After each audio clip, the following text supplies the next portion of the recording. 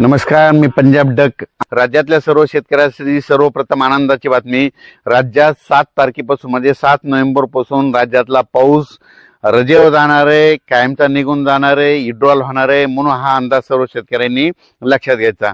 7 तारखेला पावसाळा संपला म्हणून हे जाहीर होणार आहे, म्हणून हे देखील सर्व शेतकऱ्यांनी लक्षात घ्यायचं. म्हणजे सांगायचं झालं तर 7 तारखेपासून राज्यात थंडीला सुरुवात होईल. ठिकठिकाणी थंडी जाणार. 8ला थंडी आणखीन वाढत जाणार आहे, 9 पासून आणखीन खूप वाढत जाणार आहे. 10-11ला सगळ्या राज्यातले सर्वांना स्वेटर घालावं लागते अशी थंडी येणार आहे, म्हणून हा अंदाज लक्षात घ्यायचा. आणखीन ह्या 3 दिवस काय परिस्थिती आहे तर राज्यातल्या सर्व शेतकऱ्याला सांगू इच्छितो की आज 4 नोव्हेंबर आणि 5 नोव्हेंबर दरम्यान राज्यामध्ये काही जिल्ह्यामध्ये तुरळक ठिकाणी विखुरलेल्या स्वरूपाचा भाग बदलत पाऊस पडणार आहे. सर्वदूर काही पडणार नाही, म्हणून हा अंदाज लक्षात घ्यायचा. मग तो पाऊस विखुरलेला कसा पडणार आहे, कोणत्या जिल्ह्यात राहणार आहे सांगायचं झालं तर यवतमाळ जिल्हा झालं, हिंगोली जिल्हा झालं, वाशिम जिल्हा झालं, नांदेड जिल्हा झालं, परभणी जिल्हा झालं, लातूर जिल्हा झालं, धाराशिव जिल्हा झालं, बीड जिल्हा झालं, अहिल्यानगर झालं, जालना जिल्हा झालं, ह्या त्याच्यानंतर सोलापूर जिल्हा, सांगली, सातारा ह्या पट्ट्यामध्ये ह्या 3 दिवसामध्ये विखुरलेल्या स्वरूपाचा पाऊस पडणार आहे. खूप काही मोठा पडणार नाही, म्हणून हा अंदाज सर्व शेतकऱ्यांनी लक्षात घ्यायचा.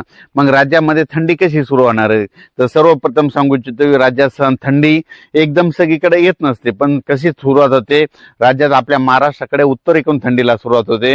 म्हणून राज्यात नेमकी थंडी कशी होणार आहे उत्तरेकडून म्हणजे सांगायचं झालं तर 5 तारखेला म्हणजे नंदुरबार जिल्हा झालं, नाशिक जिल्हा झालं, निफाड तालुका, त्याच्यानंतर धुळे जिल्हा झालं, जळगाव जिल्हा झालं, इकडं मलकापूर, नांदुरा, बुलढाणा घाटाच्या खाली, त्याच्यानंतर खामगावच्या त्याच्या पलीकडे अकोला, तेलारा, अचलपूर, दर्यापूर, मोर्शी, अमरावती, वर्धा, भंडारा, नागपूर ह्या पट्ट्यामध्ये 5 तारखेलाच राज्यामध्ये थंडी थोडी जाणवायला सुरुवात होईल आणि त्या दिवशी धुकं देखील येईल, धुळी देखील येईल, म्हणून हे लक्षात यायचं.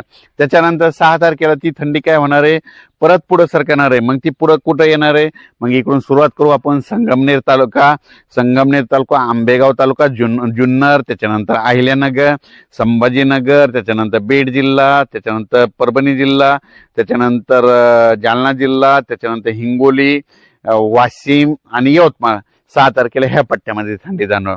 7 तारखेला ती थंडी आणखीन परत पुढे सरकणार म्हणजे दक्षिणेकडे थंडी येणार. मग 7 तारखेला कुठे येणार आहे मग 7 तारखेला पुणे जिल्हा, सातारा, सांगली, सोलापूर, कोल्हापूर, त्याच्यानंतर धाराशिव जिल्हा, सोलापूर जिल्हा, पंढरपूर तालुका, त्याच्यानंतर इकडे लातूर जिल्हा, बीड जिल्हा, परभणी, असं नांदेड, हिंगोली, यवतमाळ, असे धर्माबाद ह्या पट्ट्यामध्ये काय होईल 7 तारखेला.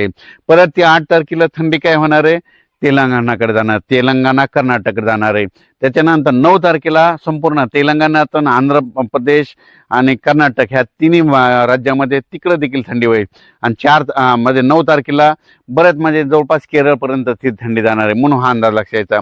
आणि बऱ्याच शेतकऱ्याचे असे फोन आहेत मग यानंतर पाऊस येईल का तर माझी सर्व शेतकऱ्याला आनंदाची बातमी.